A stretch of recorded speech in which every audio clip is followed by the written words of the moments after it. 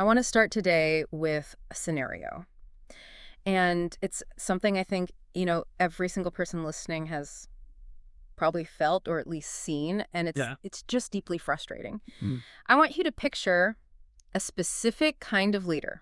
It could be a politician you see on the news, maybe a CEO of some huge conglomerate, or, maybe it's just a local tyrant in your own community. The person who just seems to have it all figured out, all the power. Exactly. All the power. They're standing on a balcony, or maybe they're sitting in a huge boardroom.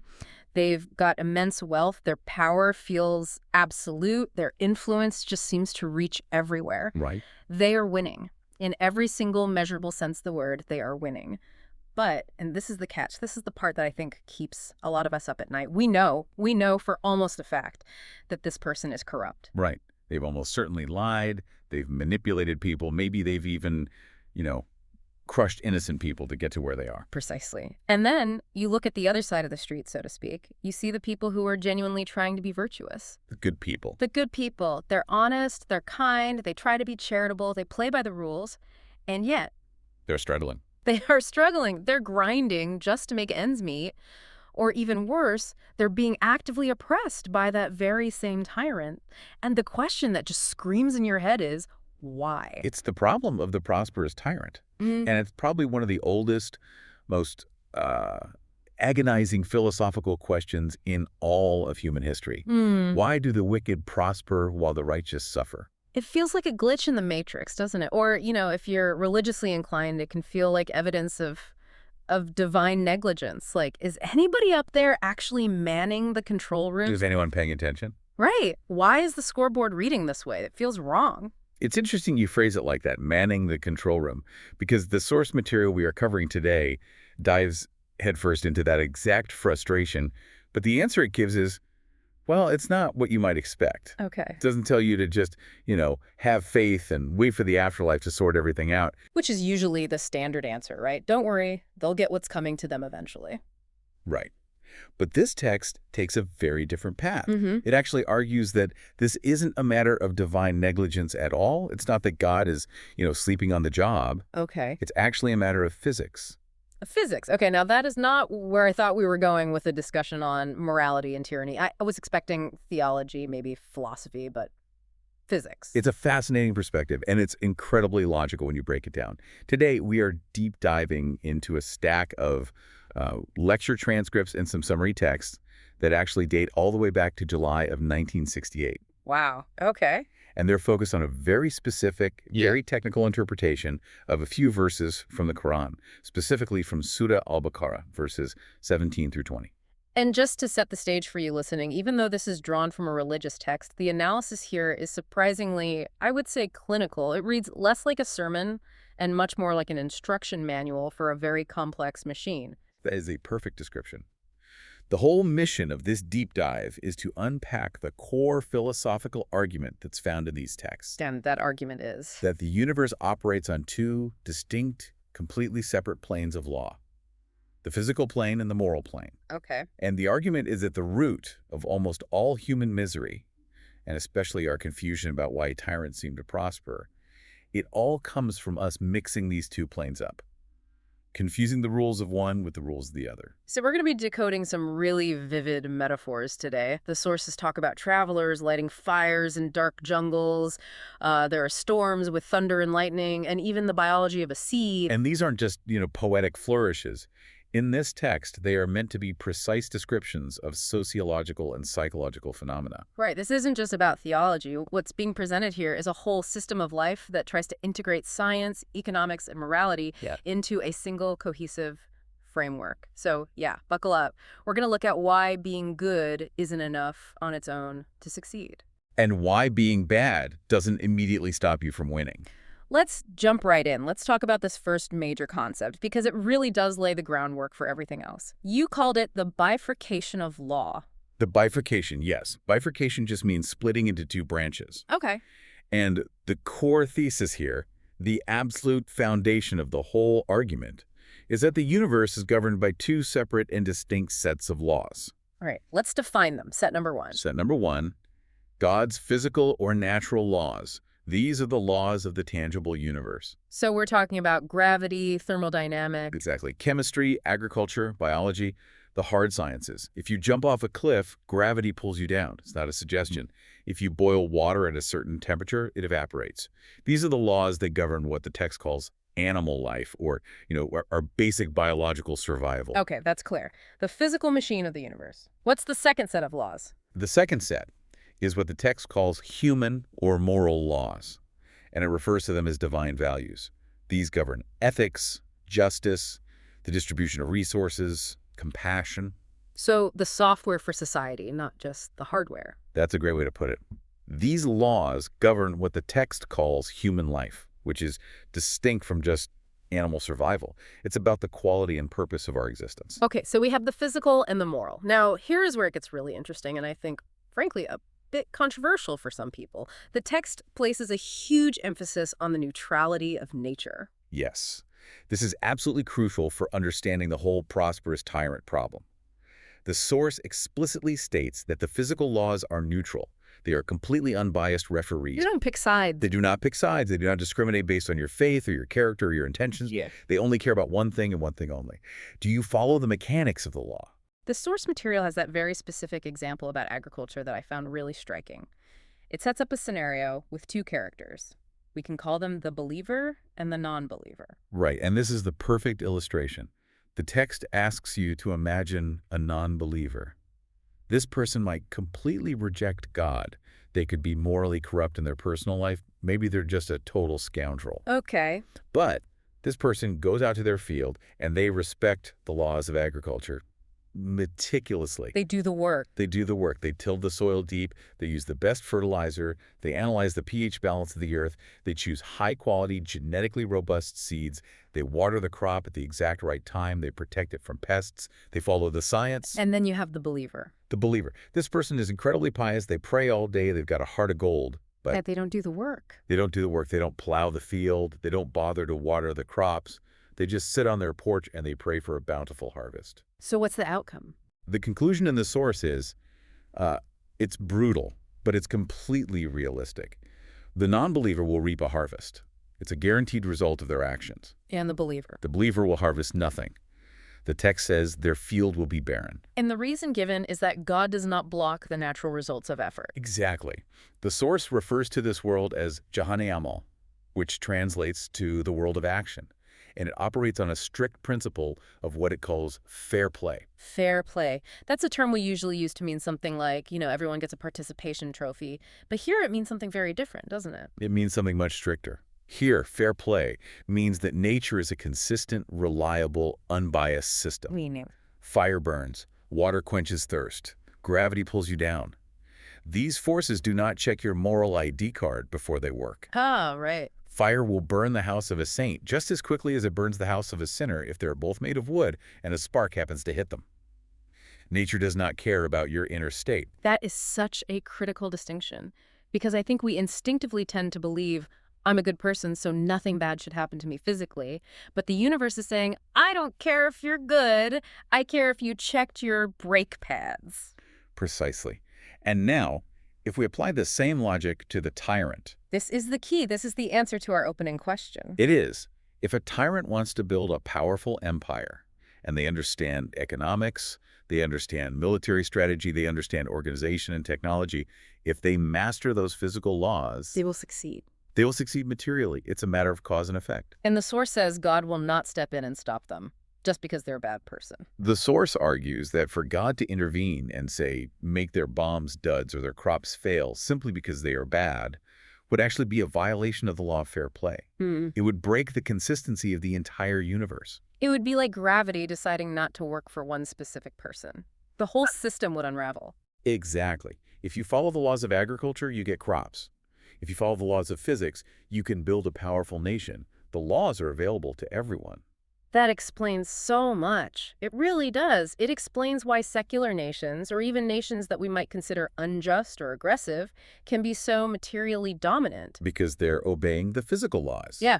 They are, in that specific domain, doing their homework. And on the flip side, it explains why many virtuous communities or nations can be weak and impoverished. Precisely. They are often failing because they're ignoring the physical laws and they're expecting their goodness to magically translate into material success.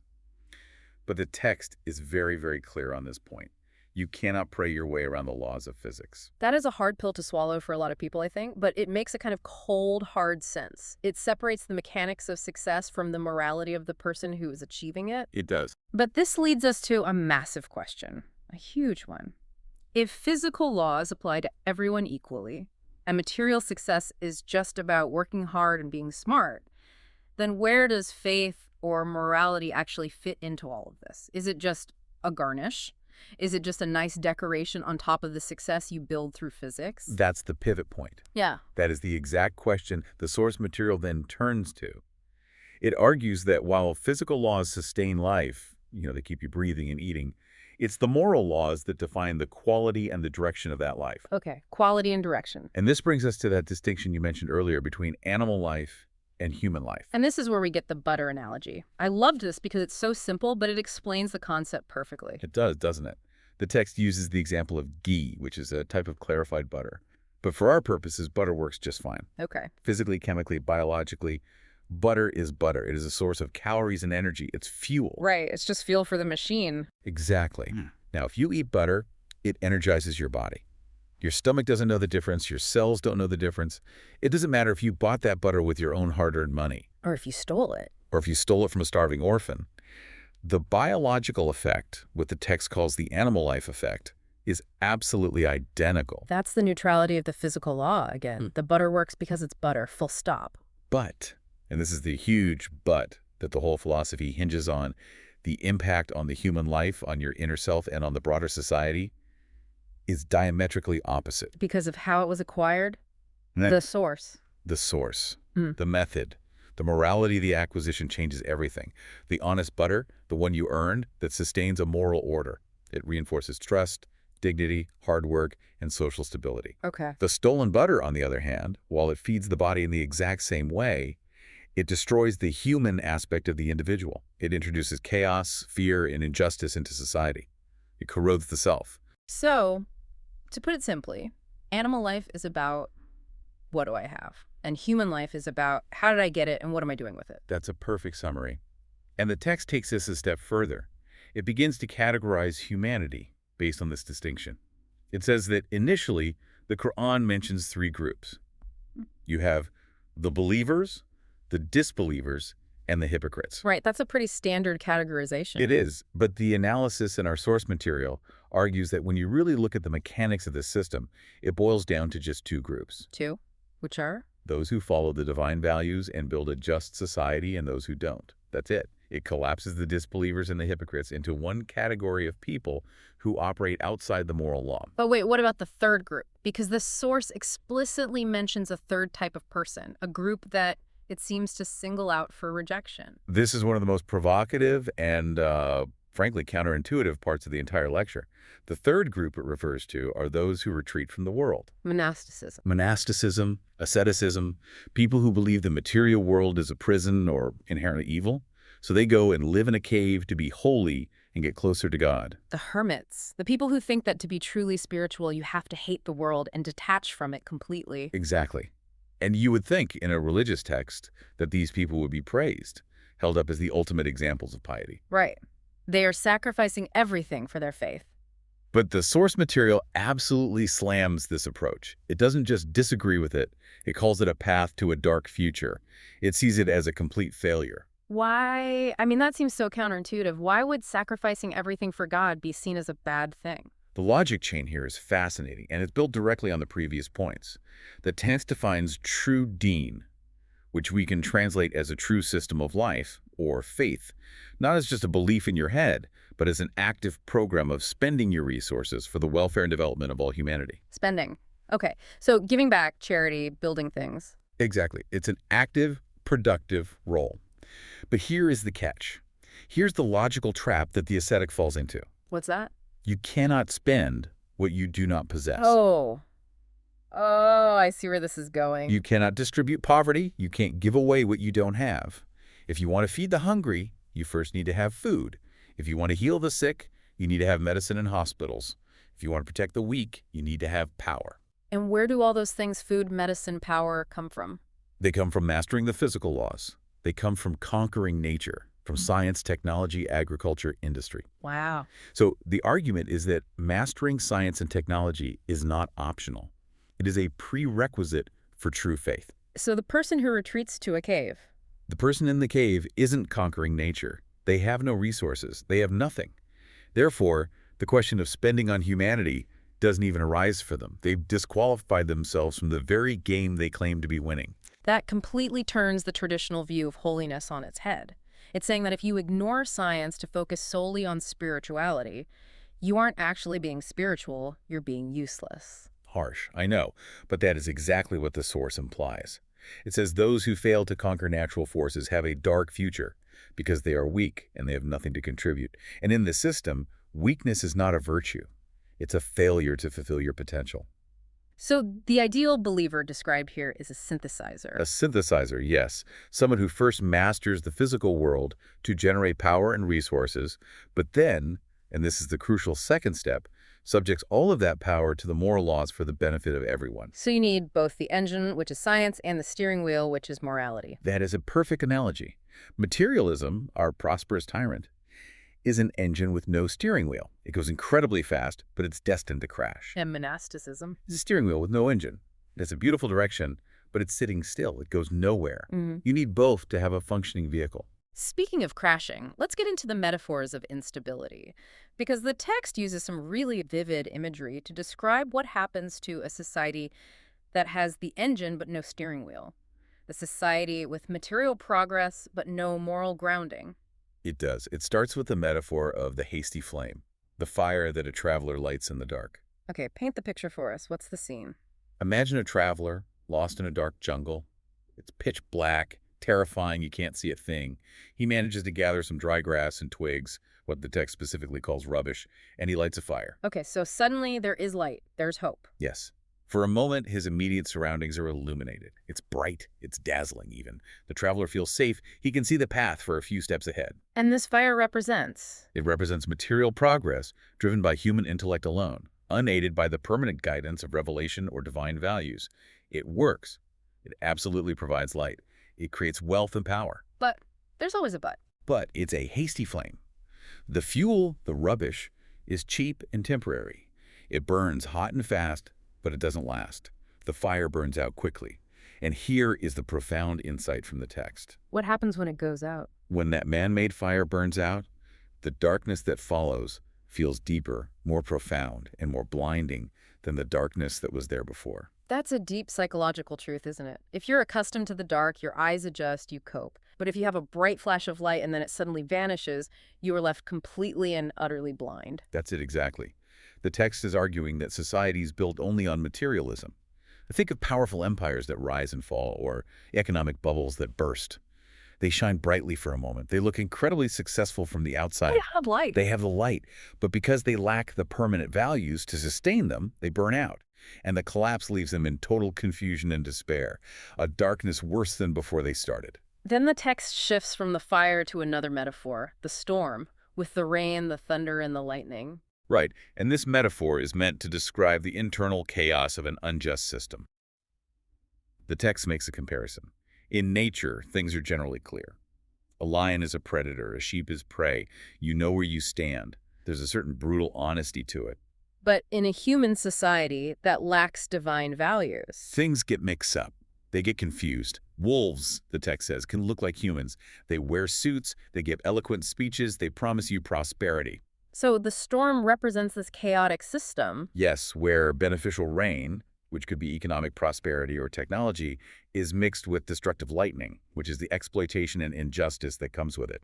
You can't tell what is going to help you and what is going to kill you from one moment to the next. It's a state of constant anxiety and uncertainty. Completely. And the text describes a very specific human reaction to living in this chaotic storm. Which is? It says people put their fingers in their ears to block out the sound of the thunder. That is such a human reaction. It's denial. I just don't want to hear about it. Don't tell me about the corruption. It's too depressing. It is. It's pure denial. But the analysis in the source material points out the absolute futility of this.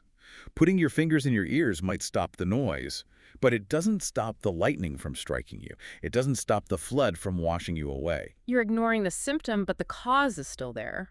And that leads directly to the medical metaphor, which I found incredibly powerful.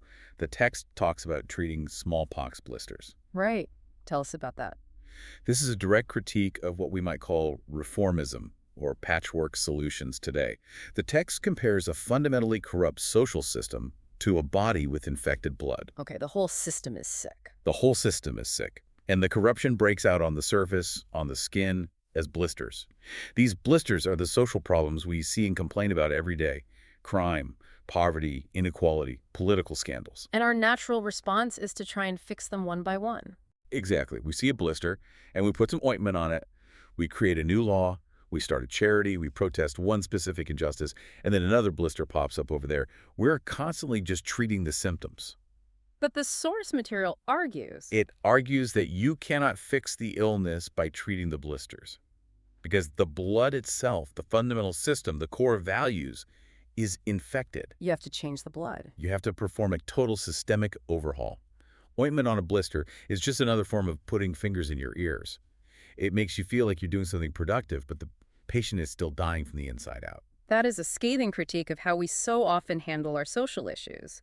We treat the symptoms because a full systemic overhaul is, well, it's just too hard, too daunting. It is.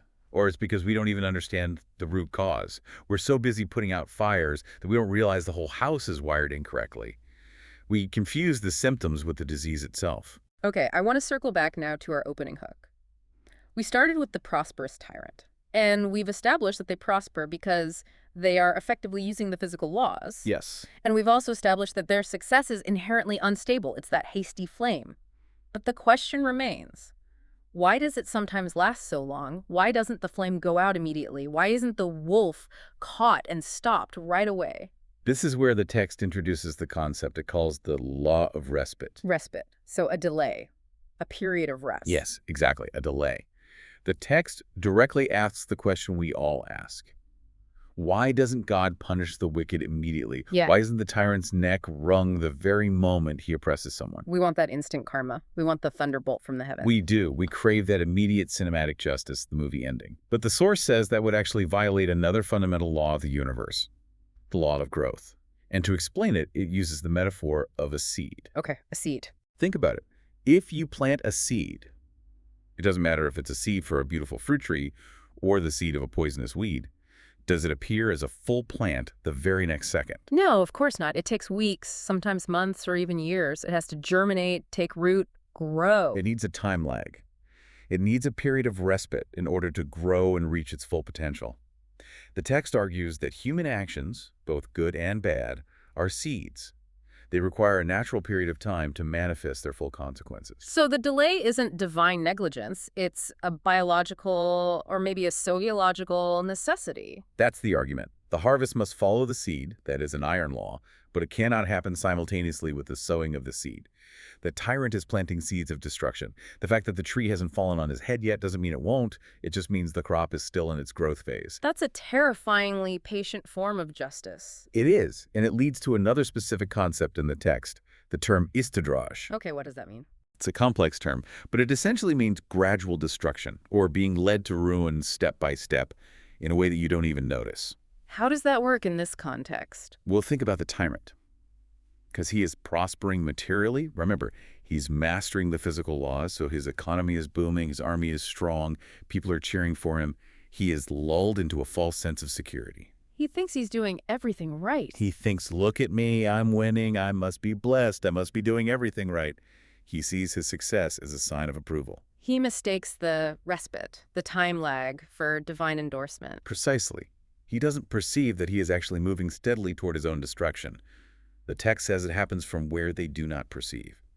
It's like the classic frog in boiling water analogy, or someone walking confidently toward a cliff in a thick fog.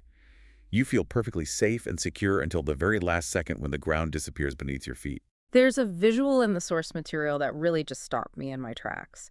It describes this state of delayed punishment, not as something waiting for you in the future, but as something that is surrounding the person right now. It uses the image of a gas chamber. Yes. This is by far the most chilling part of the text, I think. Hmm. We often think of hell or divine punishment as, a pit of fire waiting for us somewhere in the afterlife. Right. It's a future event. But the source argues that for the unjust, they're already surrounded by it. It is their present reality, even if they can't feel it. Like an invisible gas. That's the image. It says, essentially, you are sitting in a gas chamber. With every single breath you take, you are inhaling your own destruction. You might not cough yet. You might not feel the burn in your lungs yet. You might be laughing and counting your money and feeling on top of the world. But the poison is entering your bloodstream. With every single breath, it is an imperceptible trap. Imperceptible. That's the key word. It is. If the punishment were a tiger attacking you, you'd see it, you'd run, you'd repent, you'd change your ways immediately. But because it's a gas, because it's istidraj, this gradual process, you don't react. You don't even know you need to react until it is far, far too late. That completely reframes the whole prosperous tyrant problem. We look at them from the outside and we feel envy. We think they're living the good life. The text looks at them and sees someone sitting in a gas chamber, smiling, completely oblivious. It changes your envy to pity, doesn't it? It really does. It completely shifts the perspective from why isn't he being punished to, oh, he's being punished right now, he just doesn't know it yet. And this brings us to the synthesis, because the text doesn't just leave us with this heavy, terrifying imagery. It's prescriptive. It offers a path forward. It talks about the relationship between power and direction. This connects to the political philosophy that gets mentioned. The source explicitly brings up Machiavelli. It does, yes. Yeah. And it brings up his famous idea that the ends justify the means. The text takes that idea and rejects it, categorically. It says a wrong path can never lead to a right destination. This isn't presented as a moral platitude. It's presented as a law of cause and effect, just like gravity. If you plant a cactus seed, you cannot harvest a rose, no matter how much you intend to have a rose garden. The seed determines the fruit. The seed determines the fruit. If your means are corrupt, if you build your society using lies, oppression, theft, and injustice, your destination, your harvest, will be destruction. It's an inevitability. It doesn't matter if your stated goal was a glorious utopia. The means determine the end. So you simply cannot build a just society using unjust methods. The math doesn't work. It's impossible. It violates the law of the harvest. The text also has some incredibly harsh words for those who fail to use their intellect to understand these very laws. It calls them worse than cattle. Worse than animal. And this isn't meant to be just a simple insult. It's a technical definition within this framework. Actually, unpack that for us. Why worse than an animal? Think about a cow, or any animal. A cow follows its instincts perfectly. It eats grass, it gives milk, it does exactly what a cow is designed by nature to do. It never violates its own nature. It's being a very successful cow. It's fulfilling its potential as a cow. Exactly. But humans. Humans have been given a higher capacity. We have reason. The text says we have eyes to see and ears to hear and hearts to understand, meaning we have the faculty to perceive not just physical laws, but moral laws as well. Okay. If a human being acts only on their base impulses, just eating, sleeping, mating, acquiring, fighting, and completely ignores their higher capacity for reason, for justice, for morality, then they have fallen below the level of the animals. Because the animal is living up to its full potential, but the human is actively negating their own higher potential. Precisely. An animal that acts like an animal is a success. A human that acts like an animal is a profound failure. They are a regression. So let's bring it all together. After all this analysis, all these metaphors, what is the ultimate synthesis that's described in these sources? What does the ideal believer or the ideal successful human society look like according to this framework? The text essentially provides a formula. It's a three-step process for building a successful and lasting civilization. Okay. Step one. Step one. Yeah. Master the physical laws. You must engage with the material world. You have to pursue science, develop technology, understand nature. You must plow the field. You must build the economy. This is how you generate power and resources. That's the engine. That's the engine. Step two. Subject that power to moral laws. You acknowledge that fair play in physics isn't enough to build a human society. You need the divine values, justice, compassion, truth, to determine how that power is to be used. This provides the direction. The steering wheel. The steering wheel, and then there's step three, which is crucial. That is. Distribute the result for the welfare of all humanity. Not just for yourself, not just for your tribe, your nation, or your party. The system is designed to be open to provide for the nourishment and development of all human beings. That's the checkmate. That's the complete picture. It is, because it solves the imbalance we talked about. Yeah. Materialism, our hasty flame, has power but no direction, so it inevitably self-destructs. Right. Monasticism, the third group, has direction but no power, so it is weak, irrelevant, and contributes nothing. The synthesis has both power and direction. That, according to this source, is the definition of true, lasting success. It's an incredibly powerful framework. When you lay it out like that, it takes the mystery and the frustration out of the chaos we see in the world. It's not about luck. It's not about God ignoring the world. It's about which laws we are following and which ones we are ignoring. And realizing that you can't pick and choose. You can't have the crop without the plowing, and you can't have a peaceful society without the morality. You need both. You need the whole system. So let's just recap the big takeaways for everyone listening. I think the first one has to be the neutrality of physics. This world is a world of action. If you do the work correctly, you will get the material result, regardless of who you are. The universe plays fair in that sense. Second, and this is the really challenging one for some, is that science is a prerequisite for faith. You cannot fulfill the moral command to spend on humanity if you are poor and weak. You have to conquer nature first to have anything to give. Third is the danger of patchwork solutions. You can't fix a systemic illness by just treating the symptoms. Putting ointment on smallpox blisters won't cure the disease. You have to change the blood. And finally, the law of respite, or the time lag. Justice is coming, but like a harvest, it takes time to grow. Don't mistake the delay for divine negligence. And most importantly, don't mistake that period of respite for safety. That brings us to our final provocative thought for you to take away. I want you to think about that gas chamber image again. It's a haunting image. It really is. The idea that consequences are accumulating invisibly right now, like a colorless, odorless gas filling a room. It forces a very personal reflection beyond just analyzing societies. It does. If these sources are right, and every action we take is a seed that enters a respite period before it fully manifests, then what seeds have we planted recently?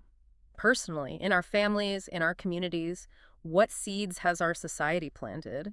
And are we currently enjoying a prosperity that is actually just the quiet delay before an inevitable harvest? Are we sitting in a room, breathing deeply and calling it fresh air when it's actually poison? That is the question to leave you with. This has been a deep dive into the fascinating, slightly terrifying, and incredibly logical world of divine values and physical laws. It's always a pleasure to explore these depths. Thanks for listening. We'll see you on the next deep dive.